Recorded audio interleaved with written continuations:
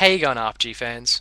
Due to technical difficulties in my last video, and by technical difficulties I mean my brain wasn't switched on, you would have noticed that the sound quality was much lower than usual.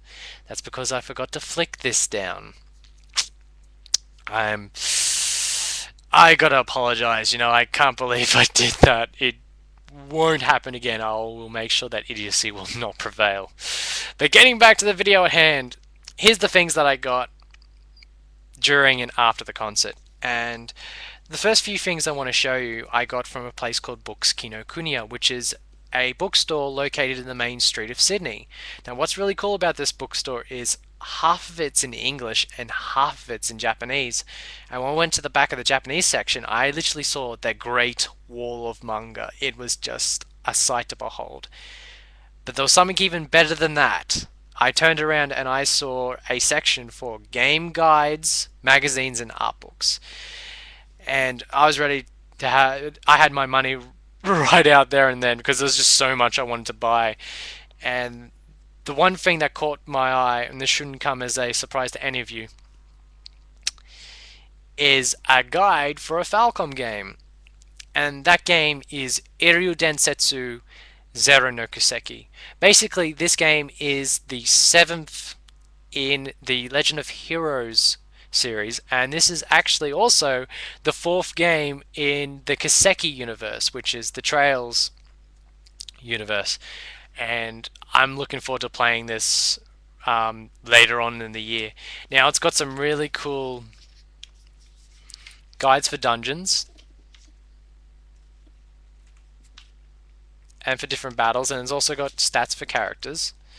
But what's also cool is for people like me who don't know much Japanese, you can appreciate the artwork, which I think is very awesome. It was definitely spending every cent on this wonderful guide. I must have looked at it back to front at least 10 times during my trip.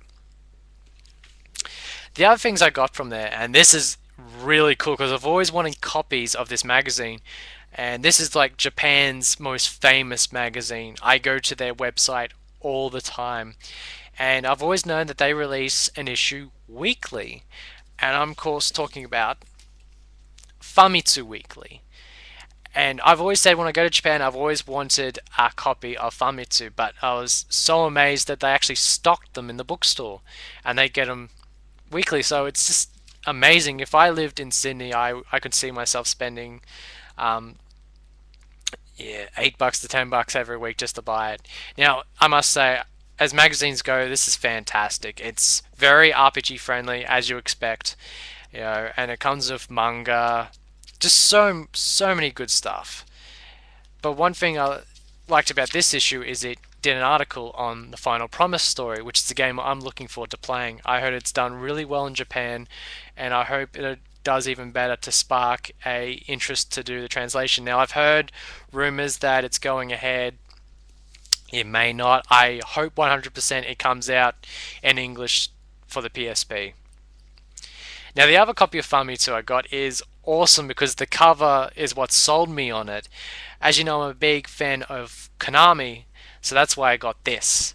It's a issue that celebrates Konami and all the games they've made, and even has a picture of the Konami code, so that just sold me instantly. I absolutely love it.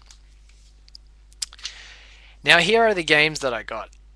And I can tell you that as soon as I came home and I got paid, the first thing I wanted to do is just hunt for games because I missed on doing a major game hunt for ages.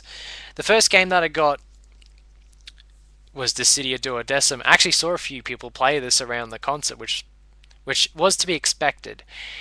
Now, I can talk about so many things that this game does right and wrong for hours on end. So I've decided instead of telling you here, I'm just going to dedicate an entire video to it.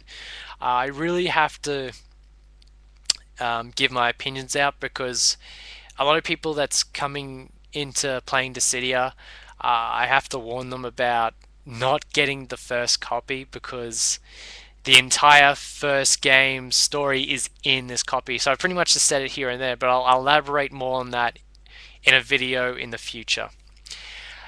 I I did enjoy it. Like I said, it has a lot of flaws, but for the most part, I did enjoy it. Next up, I got the special edition of Final Fantasy IV, the complete collection, and it is awesome. It comes with some cards and a PSP screen wiper that I will not take out of its wrapping because it's very nice and it's got some Yoshitaka Amano artwork. Now, I'm actually currently playing this right now, and I just beat Final Fantasy IV, and I really like it. I've only played the version of 4, but I've also played a lot of the Super Nintendo version as well. But I really liked the PSP version of 4 because I really like that HD 2D style that was in 1 and 2. Um, but it's so much better because it's Final Fantasy 4. It's the great story, great characters, and great music.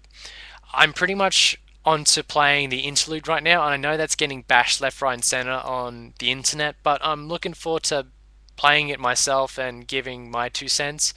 It hasn't really disappointing me at all right now, so which is a good thing. And I'm looking forward to playing the after years because I was so distraught when my Wii glitched and I couldn't play my copy of the after years on my Wii anymore. So I'm very much looking forward to playing it again in the collection.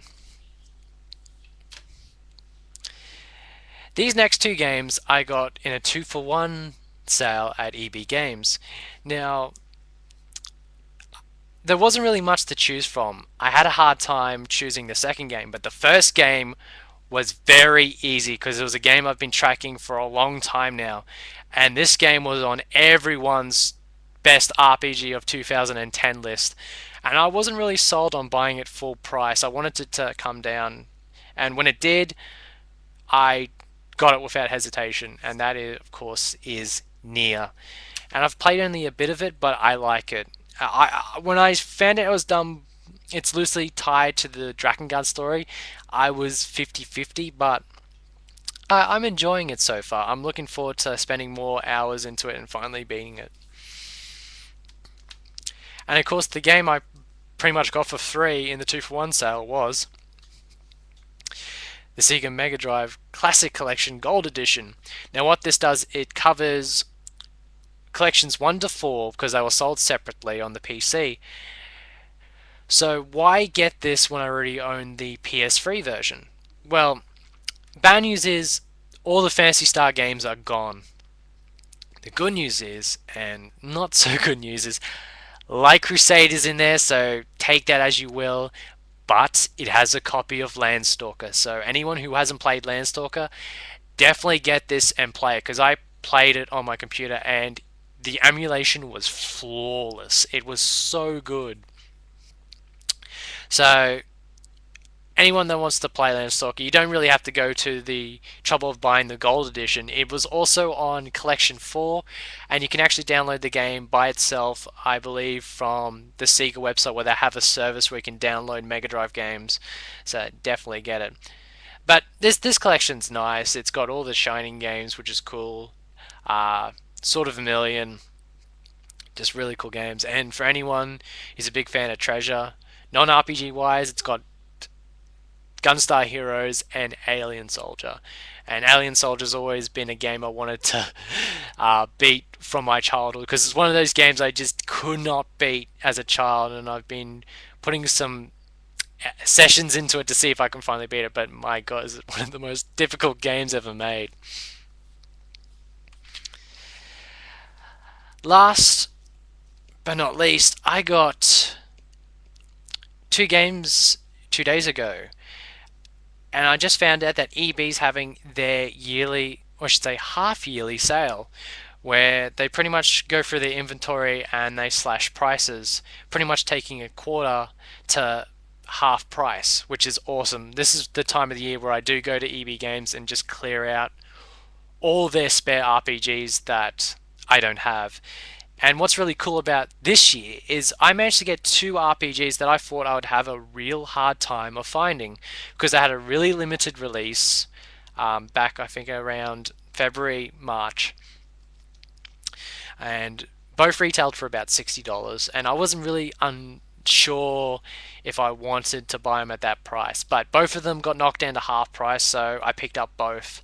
And the games I'm talking about are Hyperdimension Neptunia and R. Tonilico Koga. Now, very quickly, this game is yet to impress me. There was a story sequence that nearly had me turning off the PS3, and that rarely happens. It's a great looking game, but story wise, I have no idea where their head's at. So I will invest some more time into this just to see if it gets better or it stays the same.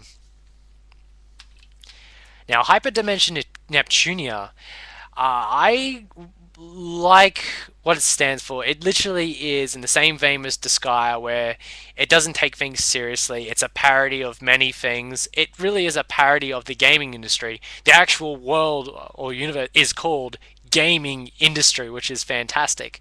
And if you're wondering, you actually take the role of Neptune, which was named after the failed Sega console Neptune, or I wouldn't say failed, the system didn't even get released.